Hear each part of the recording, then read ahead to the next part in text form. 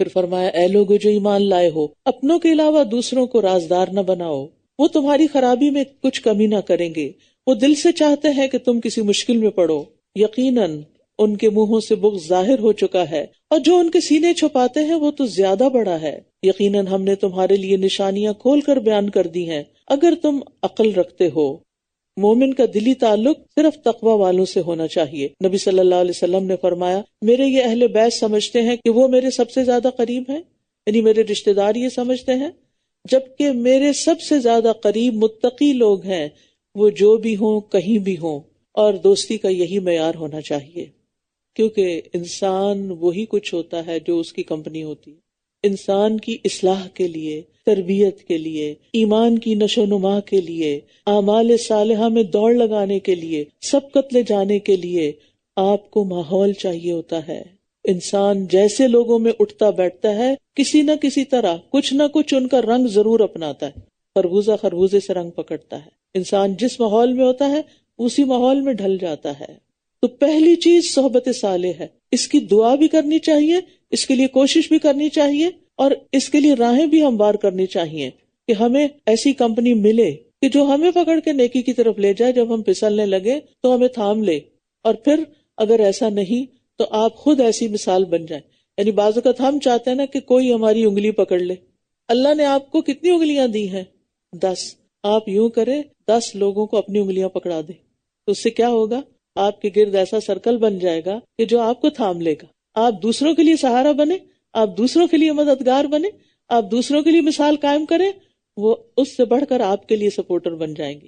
اس لیے امر بالمعروف اور نہی عن المنکر ضروری ہے، یدعون الی الخیر ضروری ہے، لوگوں کو خیر کی دعوت دیتے رہنا چاہیے، اور پھر آپ کے دوست ایسے ہی بن جائیں گے، کیونکہ ایسی دوستی نہ صرف یہ کہ دنیا میں فائدہ مند ہے بلکہ آخرت میں ایسے لوگ نور کے ممبروں پر ہوں گے، عرش الہی کے سائے تلے ہوں گے، انبیاء اور شہداء ان پہ رشک کر رہے ہوں گے۔ یہ وہ لوگ ہوں گے جو صرف اللہ کی خاطر ایک دوسرے کے دوست بنے اور اللہ کی خاطر ایک دوسرے سے محبت رکھتے تھے۔ پھر فرمایا ہاں انتم اولائی تحبونہم ولا یحبونکم، ہاں تم وہی لوگ ہو جو ان سے محبت رکھتے ہو جبکہ وہ تم سے محبت نہیں رکھتے، اور تم سب کتابوں پر ایمان رکھتے ہو، اور جب وہ تم سے ملاقات کرتے ہیں تو کہتے ہیں ہم ایمان لائے، اور جب وہ اکیلے ہوتے ہیں تو تم پر غصے کی وجہ سے اپنی انگلیاں کاٹ کھاتے ہیں۔ کہہ دیجئے مر جاؤ اپنے غصے میں، یقیناً اللہ سینوں کے بید خوب جاننے والا ہے۔ تو یہاں منافقین کا حال بتایا جا رہا ہے کہ وہ کسی کتاب پر بھی ایمان نہیں رکھتے، نہ تمہاری کتاب پر، نہ تورات اور انجیل پر، اور پھر بھی تم ان کے ظاہری اسلام کی وجہ سے ان سے خیر خواہی رکھتے ہو، ان سے دوستی کرتے ہو، لیکن وہ دلوں میں تم سے دشمنی رکھتے ہیں، اور اتنی دشمنی سخت قسم کی کہ جب اکیلے ہوتے ہیں تو غصے کی وجہ سے دانتوں سے انگلیوں کے پورے کاٹتے ہیں، غصے میں جیسے ناخن کاٹتے ہیں نا بعض لوگ، اور جب تم سے ملتے ہیں تو کہتے ہیں ہم بھی ایمان لائے، اور جب اپنے لیڈرز کے پاس ہوتے ہیں تو تمہارا مذاق اڑاتے ہیں ان کے سامنے۔ ایسے لوگ بھی ہوتے ہیں کہ جو صرف اپنے مفادات کی خاطر آپ کے دوست بن جاتے ہیں، لہٰذا ایسے لوگوں سے ہوشیار رہنا چاہیے۔ جس شخص سے آپ کو نیکی کی خوشبو نہ آئے، جس شخص کے پاس بیٹھ کر آپ کا ایمان نہ بڑھے، سمجھے وہ آپ کے لیے نقصان دہ ہے، وہ آپ کے لیے مخلص ہی نہیں ہے۔ اگر تمہیں کوئی بھلائی پہنچے تو وہ انہیں بری لگتی ہے، سبحان اللہ، یہ ہوتے ہیں حاسد، یہ ہوتے ہیں منافق۔ اصل میں انسان کی جیسی سوچیں ہوتی ہیں نا ویسا ہی اس کے ارد گرد دورہ ہوتا ہے، اس کا جو میگنیٹک فیلڈ ہے وہ ویسا ہی بن جاتا ہے، اور اگر آپ کے اندر نیکی ہے تو آپ اس نیکی والے کی طرف کھینچنا شروع ہو جائیں گے، لیکن اگر آپ کے اندر نیکی کی طلب نہیں ہے تو پھر آپ اس سے دور ہو جائیں گے، اور جس کے اندر شر ہے آپ جیسا اس کی طرف مائل ہو جائیں گے۔ تو اس لیے بہت ضروری ہے کہ سب سے پہلے اپنے اندر اخلاص لائیں، خود نیکی کی محبت لائیں، اور پھر آپ دیکھیں گے خود بخود آپ کھینچنا شروع ہو جائیں گے ان لوگوں کی طرف جو نیکی کی دعوت دیتے ہیں یا خود بھی نیک ہو۔ تو ایسے لوگ تمہاری خوشی میں خوش ہوتے ہیں، تمہارے غم میں غمگین ہوتے ہیں، وہ ایکٹنگ نہیں کرتے، وہ اوپر اوپر سے نہیں دکھاتے۔ اگر تمہیں کوئی بھلائی پہنچے تو وہ انہیں بری لگتی ہے، اور اگر تمہیں کوئی برائی پہنچے تو اس پر وہ خوش ہوتے ہیں۔ ایسی صورت میں اگر تم صبر کرو اور تقوی اختیار کرو تو ان کی چال تمہیں کچھ بھی نقصان نہ دے گی، یقیناً جو کچھ وہ کر رہے ہیں اللہ اس کو گھیرنے والا ہے۔ یعنی ان اللہ یحب المتقین، تو اللہ کی معیت بھی حاصل ہوتی ہے، اللہ کی محبت بھی حاصل ہوتی ہے، لہٰذا ان کی باتوں پہ کڑنے کی بجائے اور ان کے خلاف کوئی محاذ آرائی قائم کرنے کی بجائے، نفرت اپنے دل میں پالنے کی بجائے تم اپنے تقویٰ پہ کام کرو اور صبر سے کام لو تو اللہ سبحانہ تعالیٰ خود تمہارا مددگار ہوگا. اور ایسے دوست سے پناہ بھی مانگی گئی ہے اور اس کی دعا بھی ہمیں سکھائی گئی ہے کہ اللہم انی اعوذ بک من جار السوء ومن زوج تشیبنی قبل المشید ومن ولد یکون علی ربا ومن مال یکون علی عذابا ومن خلیل ماکر عینہ ترانی وقلبہ یرعانی. کہ اللہ مجھے ایسے چال باز دوست سے بچا کے رکھنا جس کی آنکھیں مجھے دیکھ رہی ہوں اور اس کا دل میری نگرانی کر رہا ہو. اگر کوئی نیکی کی بات مجھ میں دیکھے تو اس کو دبا دے، ہضم کر جائے، اور اگر کوئی برائی دیکھے تو اس کو پھیلا دے. یہ کرائیٹیریا دیا گیا ہے ایسے دوست کا جو منافق ہوتا ہے. تو ہمیں دوسروں کی نعمت پر حسد کرنے کی بجائے برکت کی دعا دینی چاہیے، اور اللہ کی مدد پانے کے لیے تقوی اور صبر شرط ہے، اور دشمن کے مکر و فریب سے بچنے کا بھی یہی ذریعہ ہے کہ اپنے اندر تقوی پیدا کریں. اب یہاں سے جنگ احد کے کچھ حالات اور ان پر تبصرہ آ رہا ہے. وَإِذْ غَدَوْتَ مِنْ أَهْلِكَ تُبَوِّئُ الْمُؤْمِنِينَ مَقَاعِدَ لِلْقِتَالِ وَاللَّهُ سَمِيعٌ عَلِيمٌ. اور اے نبی وہ وقت بھی یاد کریں جب آپ صبح سویرے اپنے گھر والوں سے یعنی احد کی طرف نکلے تھے. آپ جنگ کے لیے مومنوں کو مورچوں پر متعین کر رہے تھے، اور اللہ خوب سننے والا خوب جاننے والا ہے. غزوہ بدر میں مشرکین کو ذلت آمیز شکست ہوئی، ان کے 70 آدمی قتل ہوئے، 70 قید ہوئے. اب ان کے اندر جوش انتقام بھر گیا اور انہوں نے مدینہ پر حملہ آور ہونے کا منصوبہ بنایا، اور ہر طرف سے مختلف قبائل سے 3000 کا مسلح لشکر لے کر جبل احد کے قریب آ کے ٹھہر گئے. نبی صلی اللہ علیہ وسلم نے صحابہ سے مشورہ کیا، بعض نے مدینہ میں رہ کے لڑنے کا مشورہ دیا، بعض پرجوش نوجوانوں نے جنہوں نے بدر میں حصہ نہیں لیا تھا، شریک نہیں ہو سکے تھے کیونکہ وہ مینڈیٹری نہیں تھا، تو وہ میدان میں نکل کر لڑنے کے لیے اصرار کر رہے تھے. تو آپ نے ان کی رائے کے مطابق 1000 کی جمعیت لی اور دشمنوں کے مقابلے کے لیے نکلے. مقام شوط پر عبداللہ بن ابی نے مسلمانوں کو دھوکہ دیا، اپنے 300 ساتھیوں کے ساتھ واپس آ گیا. اس سے بعد مسلمانوں کے حوصلے بھی پست ہو گئے، لیکن اللہ تعالیٰ نے ان کو ثابت قدمی دی. اب 3000 کے مقابلے میں صرف 700 لوگ، دشمن 3 گنا زیادہ. اب نبی صلی اللہ علیہ وسلم نے جبل احد کے پاس اپنے لوگوں کو متعین کیا. عبداللہ بن جبیر کی سرکردگی میں 50 تیر اندازوں کا دستہ متعین کیا اور فرمایا کہ اگر تم دیکھو کہ پرندے ہمارے جسموں کو نوچ رہے پھر بھی اس جگہ کو نہ چھوڑنا یہاں تک کہ میں تمہیں پیغام بھیجوں، اور اگر تم دیکھو کہ ہم نے کفار کو شکست دے دی اور انہیں پامال کر دیا پھر بھی اس جگہ کو نہیں چھوڑنا یہاں تک کہ میں پیغام بھیجوں. مگر ان میں سے اکثر لوگ کفار کو پسپا ہوتے ہوئے دیکھ کر نیچے اتر آئے اور اس گھاٹی کو چھوڑ دیا، جس سے مشرکین کو پیچھے سے حملہ آور ہونے کا موقع مل گیا. اس اچانک حملے سے مسلمانوں کے پاؤں اکھڑ گئے. رسول اللہ صلی اللہ علیہ وسلم اور چند صحابہ آپ کے ساتھ ثابت قدم رہے. اس موقع پر آپ کا دانت مبارک بھی شہید ہوا، سر اور پیشانی مبارک بھی زخمی ہوئی. آخرکار صحابہ آپ کے گرد دوبارہ جمع ہوئے، جس سے میدان جنگ کا نقشہ بدل گیا اور دشمن کو ناکام ہو کر لوٹنا پڑا. یہ شوال 3 ہجری کا واقعہ ہے. اب آئندہ کی آیات میں اسی کی طرف اشارہ کیا جائے گا اور اس سے کچھ تربیت کی جائے گی. تو یہاں پر آپ دیکھیے کہ نبی صلی اللہ علیہ وسلم نے صحابہ کو باقاعدہ خود ترتیب دی کہ کیسے جنگ کرنی ہے. جب تم میں سے 2 گروہوں نے ہمت ہار دینے کا ارادہ کر لیا تھا، حالانکہ اللہ ان دونوں کا مددگار تھا اور مومنوں کو اللہ ہی پر توکل کرنا چاہیے. 2 جماعتوں سے مراد انصار کے 2 قبیلے بنو سلمہ اور بنو حارثہ ہیں. تم نے ہمت کیوں ہاری جبکہ یقینی طور پر اللہ بدر کی جنگ میں تمہاری مدد کر چکا تھا، حالانکہ تم اس وقت کمزور تھے. بس اللہ کا تقوی اختیار کرو تاکہ تم شکر ادا کر سکو. جب آپ مومنوں سے کہہ رہے تھے کیا تمہیں یہ خوشخبری کافی نہیں کہ تمہارا رب 3000 اتارے ہوئے فرشتوں سے تمہاری مدد کرے. حدیث میں آتا ہے کہ جبریل علیہ السلام بھی آئے تھے اور پھر اپنے گھوڑے کا سر پکڑے اور ہتھیار لگائے ہوئے تھے، اور یہ بدر کی بات ہو رہی ہے. بلا ان تصبروا وتتقوا ويأتوكم من فورهم هذا يمددكم ربكم ب5 آلاف من الملائكة مسومين. کیوں نہیں، بلکہ اگر تم صبر کرو گے اور تقوی اختیار کرو گے اور وہ دشمن تمہارے پاس اپنے پورے جوش سے آ جائے تو تمہارا رب 5000 نشان لگائے ہوئے فرشتوں سے تمہاری مدد کرے گا. تو اس سے کیا پتہ چلتا ہے؟ اللہ کی مدد صبر اور تقوی سے آتی ہے، اور اللہ نے اس کو تمہارے لیے خوشخبری بنا دیا، اور تاکہ تمہارے دل اس سے مطمئن ہو جائیں. اور مدد تو بس اللہ ہی کی طرف سے ہے جو بہت زبردست، بہت حکمت والا ہے. اللہ سبحانہ تعالیٰ فرشتوں کے بغیر بھی مدد کرنے پر قادر ہے، لیکن یہ صرف کس لیے فرشتوں کی بات کی کہ تمہارے دل مطمئن ہو جائیں، کہ کوئی انسان عدد اور تعداد سے بڑا متاثر ہو جاتا ہے. اور یہ مدد اس لیے بھی آئی تاکہ وہ کافروں کے گروہ کا ایک حصہ کاٹ کر رکھ دے یا وہ انہیں ذلیل و پسپا کر دے، پھر وہ نامراد ہو کر لوٹ جائیں. آپ کو اس معاملے میں کچھ بھی اختیار نہیں، چاہے وہ یعنی اللہ ان پر مہربان ہو جائے یا وہ انہیں عذاب دے، کیونکہ بلا شبہ وہ ظالم ہے. تو اس آیت میں نبی صلی اللہ علیہ وسلم سے خطاب ہے کہ بندے کو اختیار نہیں، ہر قسم کے اختیارات اللہ تعالیٰ کے ہاتھ میں ہیں، حتیٰ کہ نبی کے ہاتھ میں بھی نہیں ہے. اب اس کا شان نزول یہ بتایا جاتا ہے کہ ایک موقع پر 70 کے قریب صحابہ جو شہید ہو گئے تھے، جن کو دھوکے سے قتل کر دیا گیا، بئر مونا کا واقعہ تاریخ میں مشہور ہے. تو آپ نے قاتلوں کے لیے بد دعائیں کی تھی، تو اس پر آپ کو روک دیا گیا تھا، کیونکہ بعد میں یہ لوگ مسلمان بھی ہوئے تھے. وَلِلَّهِ مَا فِي السَّمَاوَاتِ وَمَا فِي الْأَرْضِ، اور اللہ ہی کے لیے ہے جو کچھ آسمانوں میں ہے اور جو کچھ زمین میں ہے. سب کا مالک وہ ہے، ہر چیز اسی کی ہے، ہمارا کچھ نہیں ہے.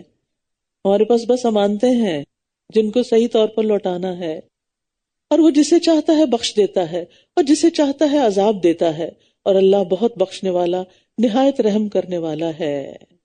لہٰذا کسی کے بارے میں یہ نہیں کہنا چاہیے اللہ اس کو نہیں بخشے گا. کیوں؟ مالک بھی وہ ہے اور بخشے گا بھی وہی.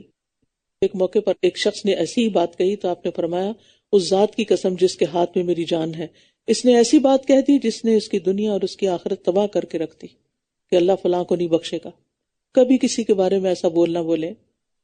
اے لوگو جو ایمان لائے ہو، تم کئی گنا بڑھا چڑھا کر سود مت کھاؤ اور اللہ سے ڈرو تاکہ تم فلاح پا جاؤ. اب غزوہ احد کی آیات اور اس میں سود کا ذکر، وہ اس لیے کہ سود کھانے سے انسان کے اندر وہ ہمت اور بہادری نہیں رہتی، کیونکہ سود ایک حرام چیز ہے، اور جب حرام اندر جائے گا تو انسان کے اندر جرت کہاں آئے گی اور اللہ کے راستے میں نکلنے کی خواہش کہاں سے آئے گی. تو پتہ یہ چلتا ہے کہ حرام مال کھانے سے نیکی کرنے کی توفیق کم ہو جاتی ہے یا ختم ہو جاتی ہے. اور پھر یہاں سود کی بات کر کے کس بات کی اصلاح کی جا رہی ہے؟ اصل میں جنگ احد میں جن لوگوں کو کہا گیا تھا کہ اپنی جگہ نہیں چھوڑنی، جب انہوں نے دیکھا کہ دشمن چلے گئے ہیں اور مسلمان اب مال غنیمت اکٹھا کر رہے ہیں تو وہ اپنی جگہ چھوڑ کر آگے تاکہ ہم بھی کچھ مال اکٹھا کر سکیں. تو یہ سبب بنا تھا پھر شکست کا. وَاتَّقُوا النَّارَ الَّتِي أُعِدَّتْ لِلْكَافِرِينَ، اور ڈرو اس آگ سے جو کافروں کے لیے تیار کی گئی ہے. وَأَطِيعُوا اللَّهَ وَالرَّسُولَ لَعَلَّكُمْ تُرْحَمُونَ، اور اللہ اور رسول کی اطاعت کرو تاکہ تم پر رحم کیا جائے. اور کیا کرو؟ وَسَارِعُوا إِلَىٰ مَغْفِرَةٍ مِّن رَّبِّكُمْ وَجَنَّةٍ عَرْضُهَا السَّمَاوَاتُ وَالْأَرْضُ أُعِدَّتْ لِلْمُتَّقِينَ، اور جلدی کرو اپنے رب کی بخشش کی طرف اور اس جنت کی طرف جس کی چوڑائی آسمانوں اور زمین کے برابر ہے، جو متقی لوگوں کے لیے تیار کی گئی ہے. یہاں ایمان والوں کو نیک کاموں میں جلدی کرنے کا حکم دیا جا رہا ہے. نبی صلی اللہ علیہ وسلم نے فرمایا نیک کام انجام دینے میں جلدی کر لو، ایسے فتنوں کے آنے سے پہلے پہلے جو اندھیری رات کے مختلف ٹکڑوں کی طرح یکے بعد دیگرے رونما ہوں گے. صبح کو آدمی مومن ہوگا اور شام کو کافر ہوگا، شام کو مومن ہوگا اور صبح کو کافر. وہ اپنے دین کو دنیا کے معمولی سامان کے عوض بیچ دے گا. تو اصل دوڑنے کی جگہ کہاں ہے؟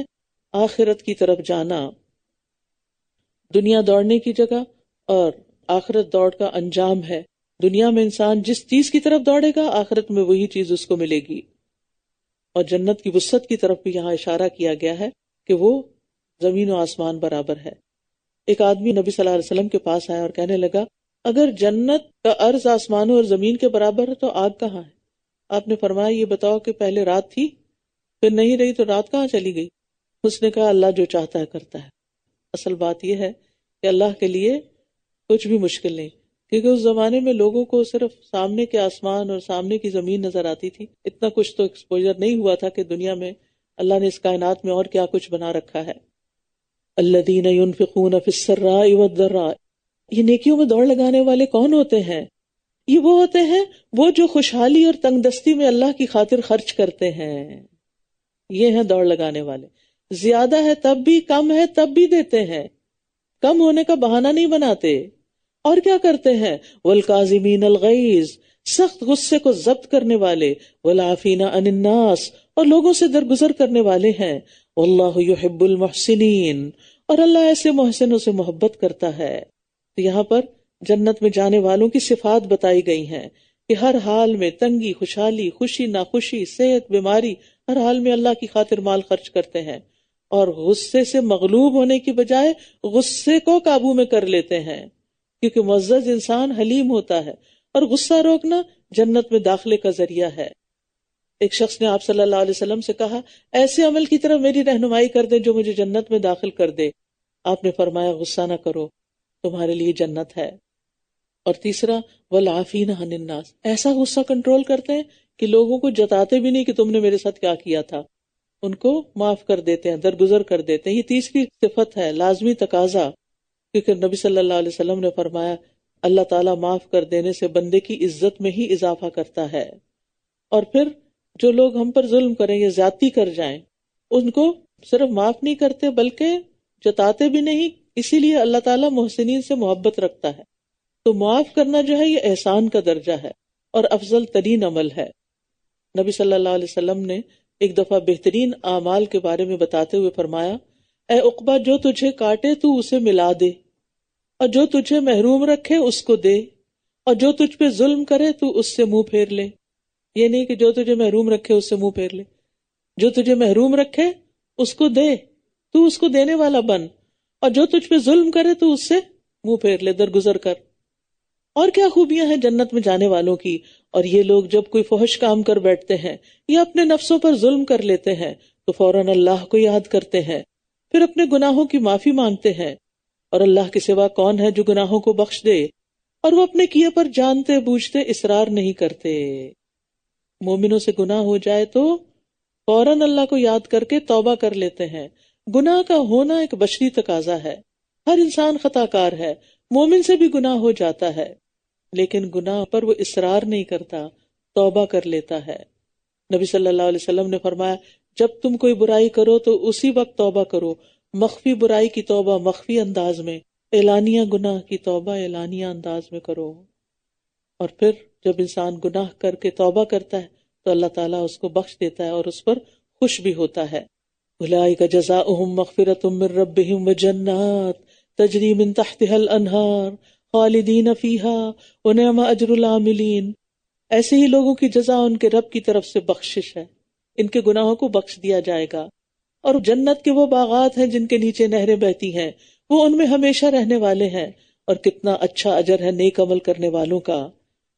یقیناً تم سے پہلے بھی کئی واقعات گزر چکے ہیں، تو تم زمین میں چل پھر کر دیکھ لو کہ جھٹلانے والوں کا انجام کیسا برا ہوا۔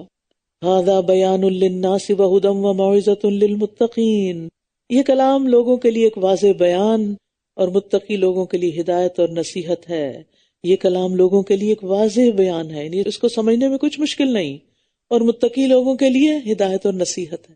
تو ہے کوئی جو اس سے نصیحت پکڑے اور اپنے اندر یہ صفات پیدا کرے تاکہ جنت کے وارثوں میں شامل ہو جائے۔ پھر جنگ احد کے بارے میں بات، وَلَا تَهِنُوا وَلَا تَحْزَنُوا، اور تم نہ کمزور پڑو اور نہ غم کرو، وَأَنْتُمُ الْأَعْلَوْنَ إِن كُنتُم مُؤْمِنِينَ، اور تم ہی غالب ہوگے اگر تم سچے مومن ہوئے۔ اگر تمہیں کوئی زخم لگا ہے تو بدر میں ان لوگوں کو بھی اسی طرح کا زخم لگ چکا ہے، اور ان دنوں کو ہم لوگوں کے درمیان پھیرتے رہتے ہیں، اور احد میں شکست اس لیے ہوئی تھی تاکہ اللہ ایمان والوں کو جان لے اور تم میں سے کچھ لوگوں کو شہید بنا لے، اور اللہ ظالموں سے محبت نہیں کرتا۔ یعنی بعض اوقات انسان کی ناکامی میں، شکست میں، انسان کے نقصان میں بھی بڑی حکمتیں ہوتی ہیں کہ اللہ سبحانہ وتعالیٰ کچھ اور دینا چاہتا ہے۔ اب اگر یہ شکست نہ ہوتی تو پھر کھرے کھوٹے کی پہچان کیسے ہوتی، اور پھر 70 لوگ شہید ہو گئے تو وہ شہید کیسے ہوتے؟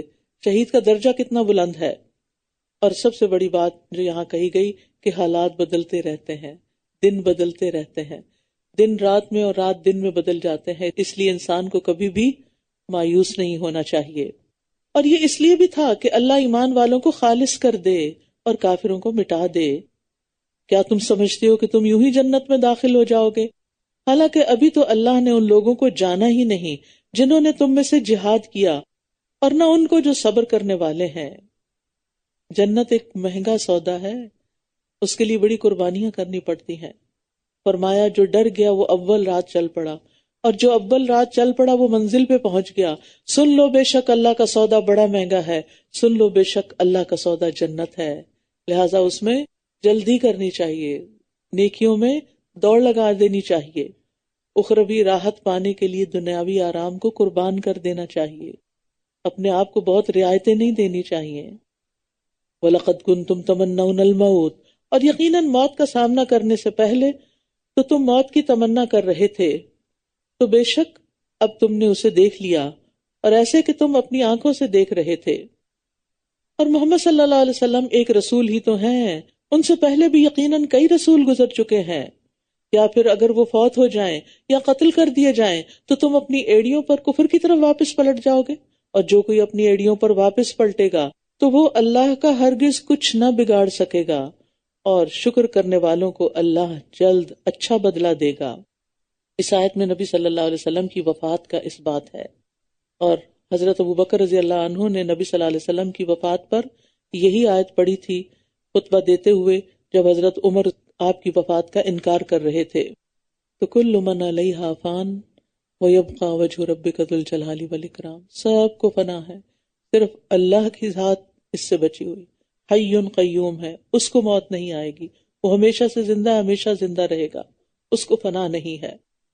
اور کوئی شخص اللہ کے حکم کے بغیر مر نہیں سکتا، موت کا مقرر وقت لکھا ہوا ہے، اور جو کوئی دنیا میں اپنے عمل کا بدلہ چاہتا ہے تو ہم اسے اس میں سے کچھ دے دیتے ہیں، اور جو کوئی آخرت میں اپنی کوششوں کا بدلہ چاہتا ہے تو ہم اسے اس میں سے دے دیں گے، اور ہم شکر کرنے والوں کو جلد اچھا بدلہ دیں گے۔ پھر بات آ گئی نیت پر کہ ارادہ کیا ہے، دنیا کے لیے کر رہے ہیں یا آخرت کے لیے۔ اور کتنے ہی نبی ایسے گزرے ہیں جن کے ساتھ مل کر بہت سے اللہ والوں نے جنگ کی، تو اللہ کی راہ میں انہیں جو کچھ بھی پیش آیا اس پر نہ تو انہوں نے ہمت ہاری، نہ وہ کمزور پڑے، اور نہ ہی وہ دبے، اور اللہ صبر کرنے والوں سے محبت کرتا ہے۔ بار بار صبر کی بات آ رہی ہے، کامیابی کی کنجی ہے صبر۔ اور ان کی بات اس کے سوا کچھ نہ تھی، یعنی ربیون کی، کہ انہوں نے کہا اے ہمارے رب، ربنا اغفر لنا ذنوبنا واسرافنا فی امرنا وثبت اقدامنا وانصرنا علی القوم الکافرین، اے ہمارے رب ہمارے گناہوں کو اور ہمارے کام میں ہونے والی ہماری زیادتیوں کو بھی بخش دے، اور ہمارے قدموں کو جما دے، اور کافر قوم کے مقابلے میں ہماری مدد فرما۔ تو انہوں نے کثرت تعداد کی بجائے اللہ کی مدد پر بھروسہ کیا، وہ اپنی ثابت قدمی کو اللہ کی طرف منسوب کرتے تھے، ان کا یقین تھا کہ مدد اللہ کی طرف سے آتی ہے۔ اللہ سبحانہ وتعالی بخشش مانگنے والوں کو بخش دیتا ہے۔